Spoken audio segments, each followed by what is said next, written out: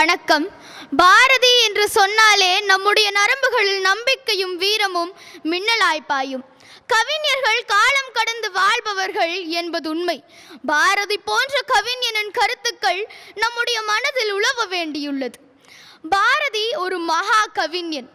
தாய் தன் பிள்ளையிடத்தில் காட்டுவது, தாய் புலி பிள்ளை புலியிடத்தில் காட்டுவது, வைத்தியன் நோயாளியிடத்தில் காட்டுவது, இவையெல்லாம் அன்பு இல்லை, இயற்கை என்கிறார் பாரதி.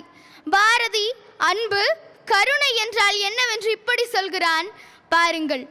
வெகு நேரம் பசியோடு உணவு தேடி அலைந்து கொண்டிருக்கும் ஒருவன் தன் கையில் சிறிது உணவு கிடைத்தவுடன் தன் எதிரே இப்போது உணவு கிடைத்தால்தான் உயிர் வாழ முடியும் என்ற நிலையில் இருக்கும் ஒருவனின் ஏக்கமான கண்களை பார்க்க நேர்ந்தால் அவனிடம் இருக்கும் உணவை அவனிடம் கொடுக்கிறான் அல்லவா, அதுதான் அன்பு கருணை என்கிறார் நம்முடைய பாரதி.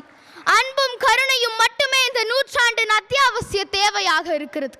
இந்த நூற்றாண்டின் தேவையறிந்த அந்த மகா கவிஞன் மேடையில் பேசிய கடைசி தலைப்பு விசித்திரமானது. மனிதனுக்கு மரணமில்லை. ஆம், அதுதான் நம் பாரதி பேசிய கடைசி தலைப்பு. ஆம், மனித குலத்திற்கு ஊக்கமும் நம்பிக்கையும் கொடுத்த அந்த மகானுக்கு மரணமே இல்லை. பாரதி நமக்கு எப்போதும் தேவைப்படுவார்.